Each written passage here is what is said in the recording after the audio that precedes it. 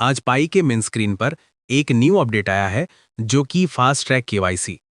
पाई network में नए लोगों के लिए मेन नेट वॉलेट को एक्टिव करने का सीधा सरल रास्ता। ऐसा क्यों? ये किसके लिए बनाया होगा?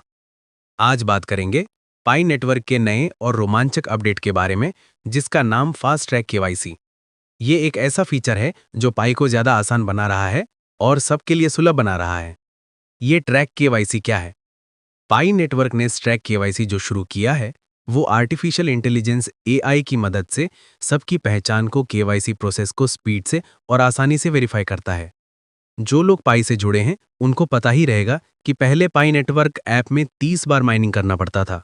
माइनिंग बटन 24 घंटे के बाद एक्टिव होता था, जिसको प्रेस करके पाई का माइनिंग करना होता था। और तब ऐसा नियम था कि 30 बार माइनिंग बटन प्रेस करके माइनिंग साइकिल पूरी करनी पड़ती थी। उसके बाद ही लोग केवाईसी प्रोसेस कर सकते थे। केवाईसी पास होने के बाद पाई के मेननेट इकोसिस्टम में जो ऐप्स बन रही हैं उसमें बिना लॉगिन किए सीधे पाई अकाउंट से ही एंट्री मिल जाती थी। लेकिन अब वो 30 बार माइनिंग बटन प्रेस करने के नियम को हटाया गया है। ये सिर्फ नए लोगों के लिए है, नॉन पायोनियर लोगों के लिए है। पुराने लोगों के लिए ये नहीं है। अब नए लोग जो भी पाई ऐप डाउनलोड करके पाई में अकाउंट बनाते हैं उन्हें वो 30 बार माइनिंग बटन प्रेस करने की जरूरत नहीं रहेगी। यहाँ एक बात साफ है कि जो लोग नए हैं वो सीधा केवाईसी तो प्रोसेस कर सकते हैं, लेकिन हालांकि उन्होंने पुराने पाई यूजर की तरह पाई को फ्री में माइनिंग नहीं किए हैं तो उन्हें पाई नहीं मिलेंगे। केवाईसी पास करने से सिर्फ उनका वॉलेट ही एक्टिव होगा, बस। तो नए यूजर्स जो आज ही पाई को ज्वाइन करना चाहते हैं वो मेटा के इनविटेशन कोड से ज्वाइन हो सकते हैं और सीधे उसके मेननेट के स्टेप्स कंप्लीट करके आगे बढ़ सकते हैं। केवाईसी पास करने के बाद वो लोग पाई के वॉलेट को एक्टिव कर सकते हैं।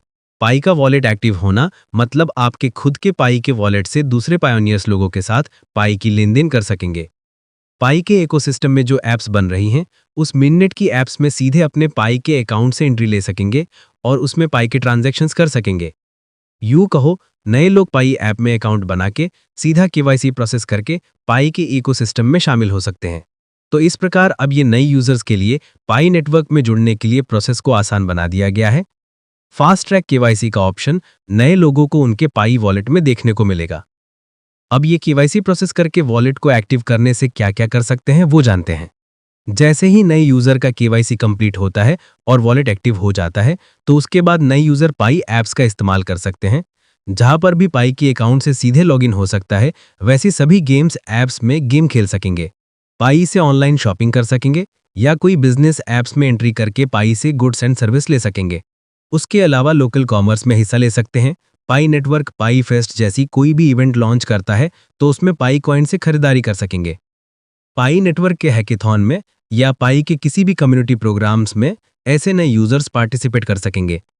अब पुराने पायनियर्स को तो लगता होगा कि हमने बरसों से माइनिंग करके पाई बनाए, उसका क्या? तो इसका जवाब है, देखिए, ये केवाईसी से पाई नेटवर्क वालों ने दुनिया के बाकी सभी लोगों को पाई की तरफ खींचने का मस्त आइडिया सोचा है। पाई प्रोजेक्ट वालों ने नई यूजर को आकर्षित करने के लिए सिर्फ एक विंडो ओपन की है। इसका मतलब ये नहीं कि माइनिंग किए हुए पाई फास्ट ट्रैक केवाईसी से मेन नेट में ट्रांसफर हो जाएंगे, ऐसा नहीं है। इस ट्रैक केवाईसी के बाद भी अगर नई यूजर्स माइनिंग करके पाई बनाते हैं तो वो पाई कॉइन सीधे मेन नेट में ट्रांसफर नहीं होंगे। नियम तो सबके लिए वही रहेंगे।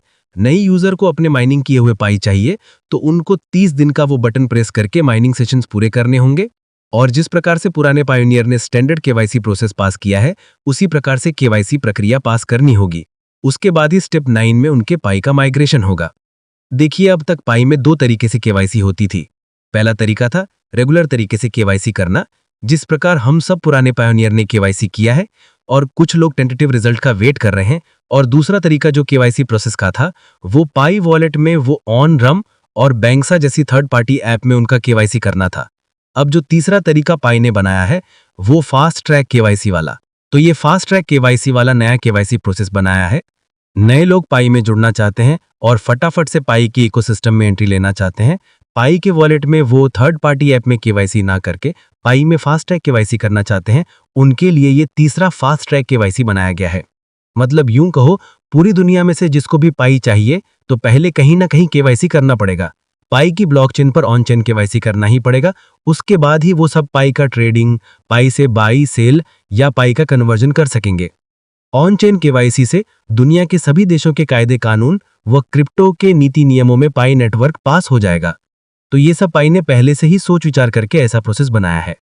अब जानते हैं ये फास्ट ट्रैक केवाईसी क्यों खास है।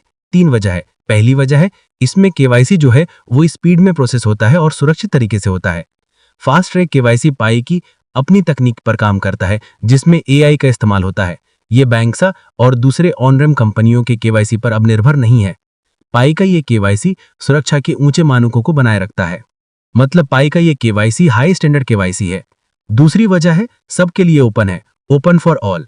ये नए यूजर्स और ओल्ड यूजर्स को जल्दी शामिल होने का मौका देता है जिससे पाई का इकोसिस्टम और बड़ा हो रहा है।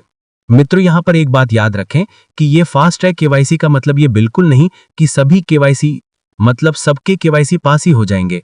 ये केवाईसी पास होने की गारंटी जैसा नहीं है। इसमें भी जो लोग गलती करेंगे उनका केवाईसी पास नहीं होगा, उनका केवाईसी रिजेक्ट हो सकता है। और रिजेक्ट होने वालों की केवाईसी की प्रोसेस और भी सख्त हो सकती है क्योंकि ये ऑटोमेटिक है। इस ट्रैक केवाईसी को भविष्य में पुराने स्टैंडर्ड केवाईसी प्रोसेस में जोड़ा जाएगा। ये तो सिर्फ इसलिए लाया गया है ताकि मेननेट वॉलेट का एक्टिवेशन जल्दी से हो सके।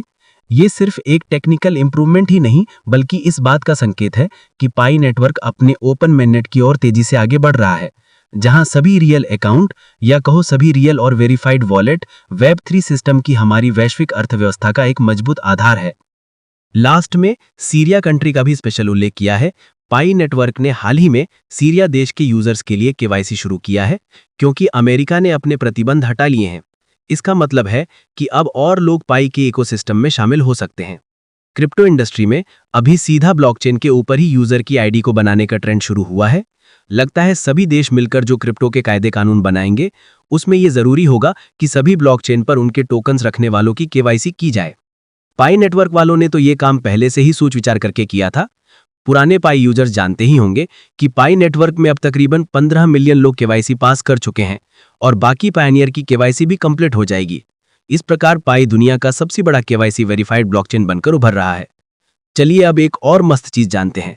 वो ये है कि साउथ कोरिया की राजधानी सियोल में तारीख 22 सितंबर 2025 को पाई वालों की मीटिंग साइन वालों के साथ होने वाली है। इस मीटिंग को पाई साइन मीटअप कहते हैं। ये कोई साधारण इवेंट नहीं है बल्कि क्रिप्टो की दुनिया में एक बड़ा कदम है। इसमें पाई नेटवर्क और साइन प्रोटोकॉल दोनों मिलकर कुछ खास करने वाले हैं। इस इवेंट में पाई नेटवर्क के फाउंडर और साइन प्रोटोकॉल के सीईओ साहब के बीच एक ओपन बातचीत होगी। कुछ सवाल जवाब होंगे जिसमें वेब3 की दुनिया की नई नई बातें सामने आएंगी। अब ये साइन प्रोटोकॉल क्या है? तो भाई पहले इसका नाम ETH साइन था, अब सिर्फ साइन है।